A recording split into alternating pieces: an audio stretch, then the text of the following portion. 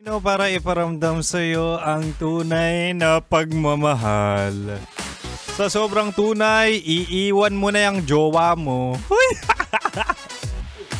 Anyway, balik Chinitok, usapang pag-ibig mula sa chinito ng buhay mo. Di ba nga ibibigay ko ang 3 kahalagahan ng love language? O, recap muna tayo ha. Di ba may 5 love languages? Yung words of affirmation, mga papuri, ang ganda mo naman mahal, ang pogi mo naman, ang sarap mo. Huy! At acts of service, ito yung effort, yung paglulutuan mo, hahatid mo, susubuan mo, susubuan ng ulam. Oh, pwede rin yung receiving gifts. Ito na yung gusto mong makatanggap ng mga singsing. Ako gusto ko matanggap bahay at lupa. At meron din quality time. At last, yung physical touch. Yung mga kalakalabit na yan. Oo, yan yung 5 love languages. At mabalik naman tayo doon sa 3 kahalagahan na nga ng love languages sa relasyon.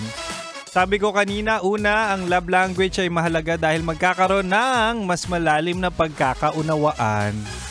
O, diba? Alam nyo na yung kiliti ng isa't isa. Madalas na yan, happy kayo at iwas na rin sa away at tampuhan.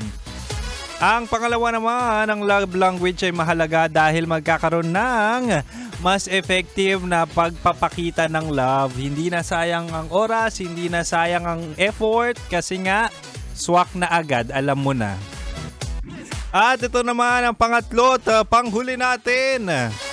Ang love language ay mahalaga dahil magkakaroon ng matatag na relasyon.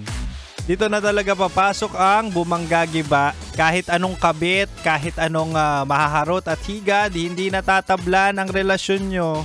Dahil okay na ang pundasyon, okay na ang tiwala, may respeto, may love, dahil alam nyo na ang love language ng isa't isa. Hindi na magkukulang yan. Diba? Inggit si Kim Chino, tumagal ang relasyon nyo. Anyway, mahal. Sana natutunan mo lahat ng mga kahalagahan na yun, oo. Mahal, oras na naman kasi para ako'y magpaalam at naway talaga ang Chinitox ay nakatulong sa inyong relasyon, oo. O mahal, dapat kabisado mo na. Usapang pag-ibig mula sa chinito ng buhay mo, Chinitox. Gabi-gabi yan, 6 to 9 p.m. At muli, ako ang kapapa mo sa radyo na kapag natikman mo, hahanap-hanapin mo. Walang iba, ako to, si Kim Chino. At susunod na po si Rocky Terra sa kanyang programang Rocky's Secret Files. Kaya naman, manatili nakatutok dito lang sa 90.7 Love Radio. Kailangan pa bang i-memorize yan? Basic.